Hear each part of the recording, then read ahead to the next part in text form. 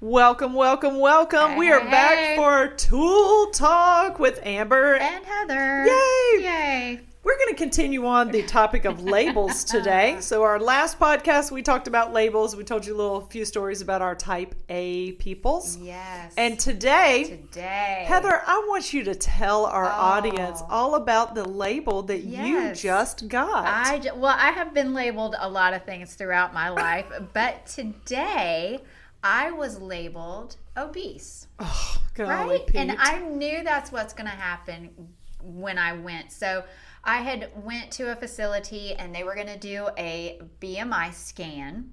And I know that according to my BMI numbers that I am not obese. So I have gotten down past the point where they label you obese and morbidly obese and all this stuff according to your weight and your height and your age, right?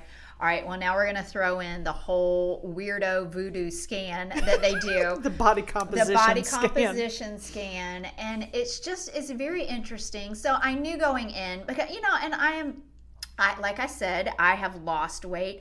I have always been a healthy person. I have never really been too skinny, or really been, really, really heavy. Although it's very interesting. So let me just digress a little bit.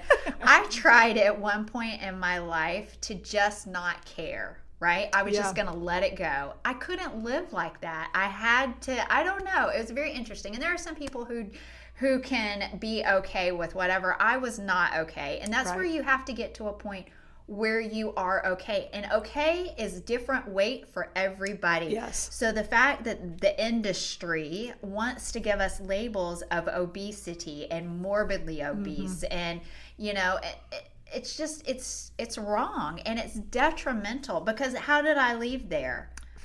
Yeah, feeling exactly. Terribly. Feeling terrible about myself. Yes. But I am, like I said, in the best shape. I've got muscles. You just ask me, I'll show you. I'll be happy to show you my guns.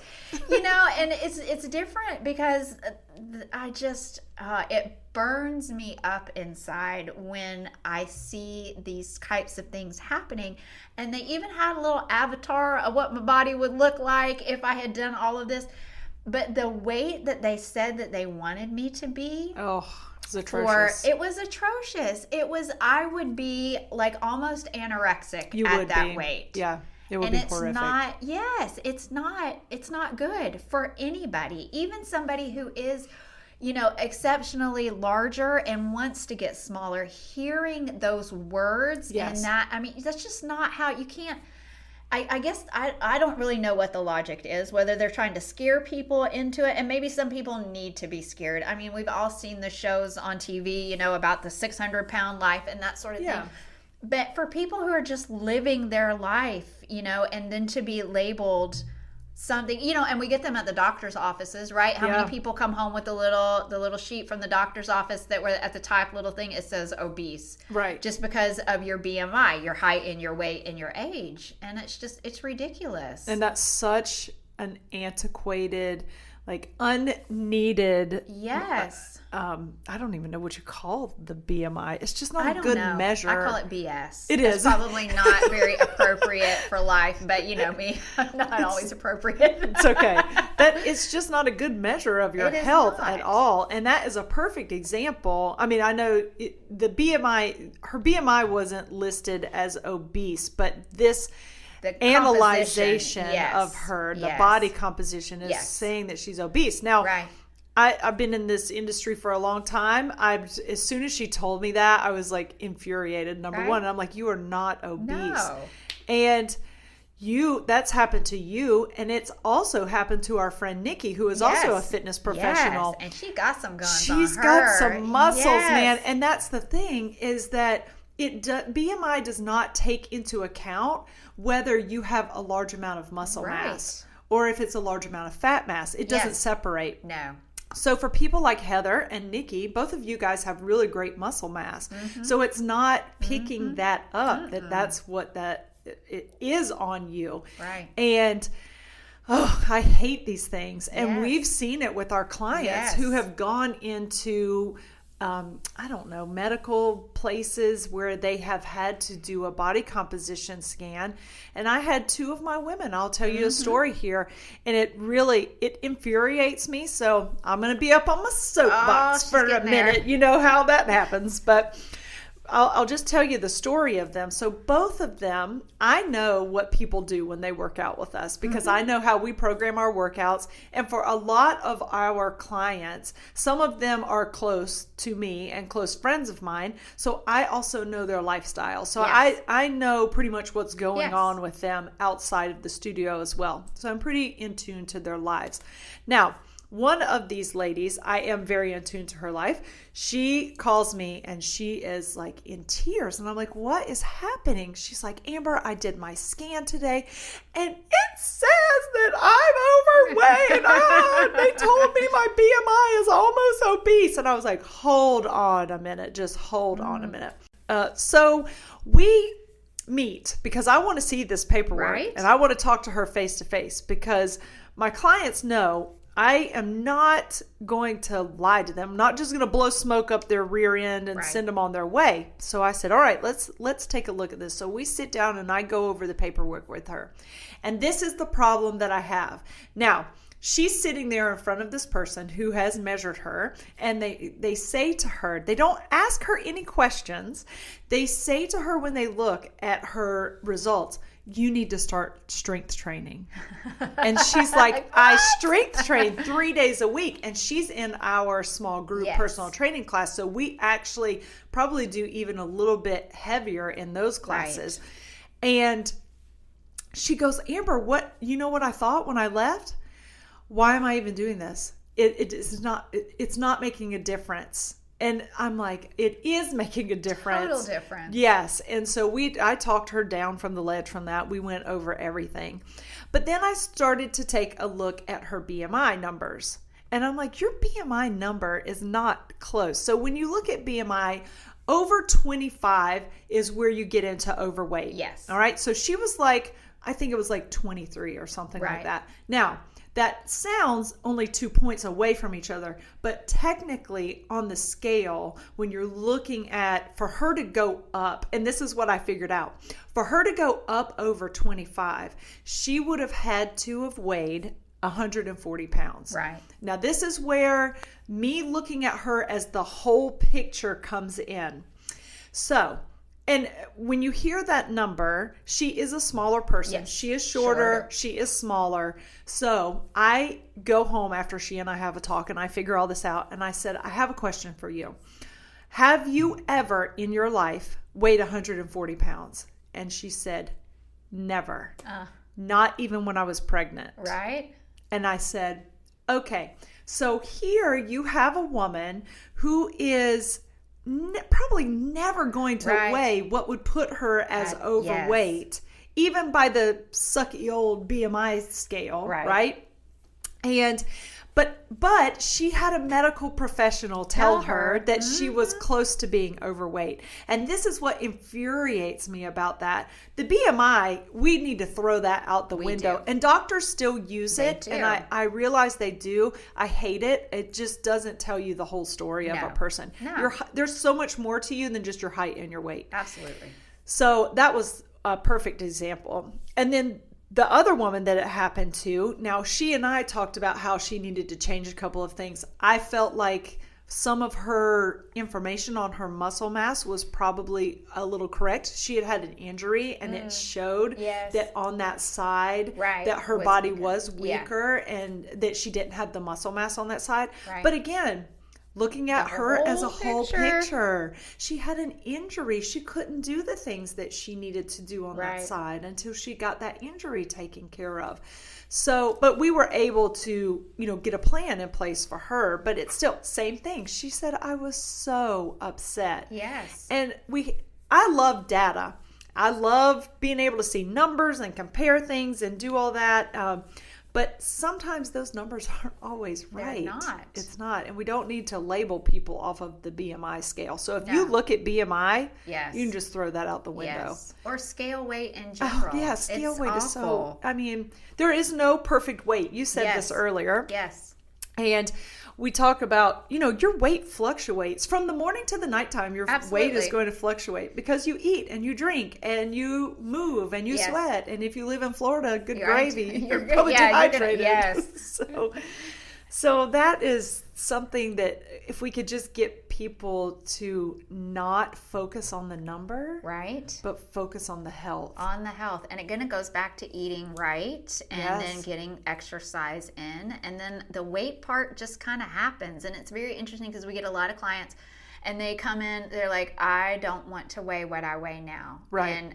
But then there are people who weigh that are perfectly happy. Yes. So you got to be where you're happy and content and healthy. Yeah. So, and that's not always 120 pounds or 150 pounds or even 140 pounds or 150 pounds. It all depends on where you are in life and what you're doing to get there. The whole health factor. And I learned this. I follow a really neat girl on TikTok. She's a registered dietitian, and she has said this multiple times, and I found this so interesting, and I wish that more people, I wish I had known this back then too. Yes. She said it is perfectly normal for women after we go through, adolescence, and once you hit your 20s, like in your 20s and 30s, it is perfectly normal for a woman to gain weight. Oh, yes, like most absolutely. of us will never weigh what we weighed in high school. Right. And your body is not supposed to. No. Because you've stopped growing height-wise typically by 20 to 30s, but you are going to change in what you weigh. And I can look back and see that, I did. I put on some weight during that, my 20s for sure.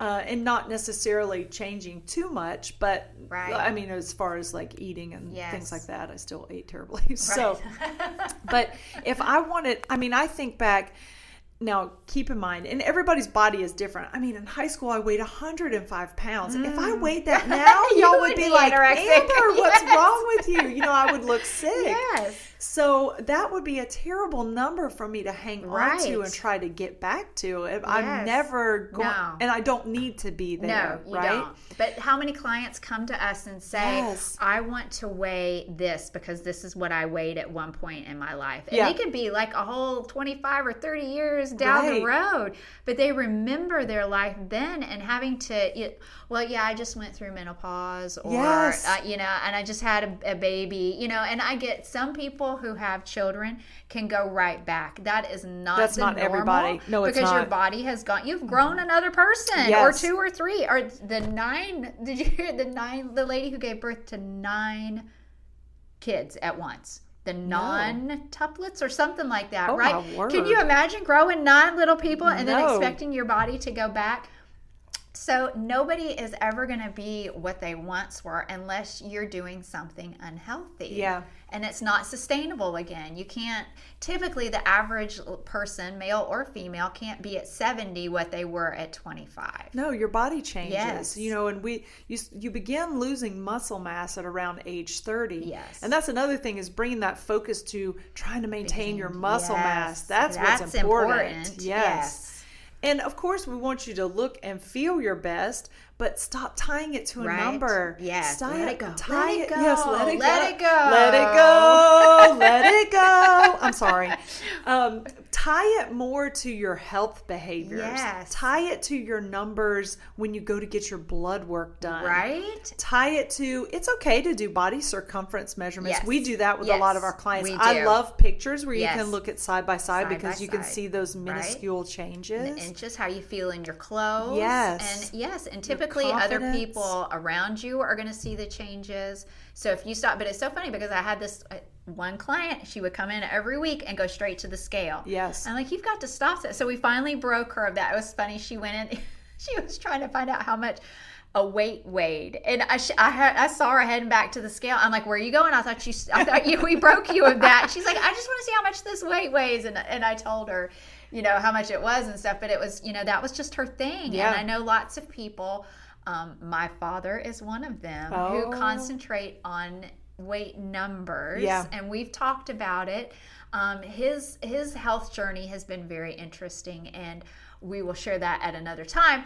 But it's just, that people kind of get consumed with that. And sometimes it's a good driver, but a lot of times it can be very misleading. Yes. Right? So absolutely. You can reach your number, but then if you don't have the like you said, the muscle mass, right, to be able to maintain a good, healthy life, then you especially if you have secluded something like a macro, like a carb or a protein or something to get to this point, your body's not going to be able to take you forward, and it's just you're gonna tank. And I know so many people who that number on the scale dictates how they feel that day. Everything, yes. Right? And absolutely. we're giving that way too much power. Way too much power. There's so much more for us to look at in the world. And I think that, I've had to, and I've been there too. This is certainly not a pointing a finger at anybody. No, we've all been there. We've all been there, yes. And I know, and there are times when I'm not as happy as where I would like to be in my body, but I always tell people I know what to do to change that. That's right. And you have to have the right mindset and be in that place to go forward with that. Yes. But just focusing on that number, and then instead looking at, am I stronger? Right. Can I do more push-ups? And I have a great story of, I had really let myself get out of shape. It was, that was probably 2010, I guess. And I have a friend that I've known for a really long time who's a personal trainer here in Ocala. And I went to him and I said, listen, I just need a jump start. I just need you to help me get back on the wagon. Right. And then, because I love to lift weights, but I just was like, I need that accountability like anybody else, right? So I go to him. And I'll never forget the day he made me do burpees. And if you don't know what burpees are, I know everybody hates burpees. I like burpees. I do too. Okay. And you'll know why after I tell you the story. So burpees are, you jump up in the air, you put your hands on the ground, you jump your feet out so you're in a plank position, you jump in to like a deep squat, and then you jump up again. They are very high intensity. Yes. They're a full body workout. They are not easy to do. Most beginners should not be doing burpees, okay? So I went to do a burpee. I did one, and I was sucking wind. I was like, oh my gosh, I can't believe how out of shape I am. And I will never forget that down the road, just a couple of weeks down the road, he had us do burpees again. I used to work out with a little group of ladies with him. And I did 20 without stopping. Oh, nice. And I was like, I remember that day that I did one, and I was bent over, sucking wind, dying, thinking, I do not want to do this. And look at that. Now, what if at the time all I cared about was how much I weighed? Yep. I would have totally surpassed that goal that you hit. Yep. And that's the thing. And so, my endurance was better. My strength was better. I had gotten just better all across the board, and it had nothing to do with my weight. No, and that's really what's important, our health. Yes. And the ability to do what we want to do in life. Absolutely. For sure. Feeling good in our skin. Yep. So stopping with the labels and stop labels. Not looking at the BMI. No, because we are not obese and we are not you bad. Are not obese, no, Heather, no, by any means, for goodness sakes. Yes. So we want you to feel good about yourself. Get off the scale. Stop focusing on that number. And hopefully this helped you out. And if it did, shoot us a message and let us know. You can find our contact information. Yes, share this with your friends who you know stand on the scale every day and let it dictate how they feel about themselves. Just say no. Just say no. Smash that baby. That's right. Until next time. Yes, make sure you like, and subscribe, and share with your friends. We appreciate you. Bye.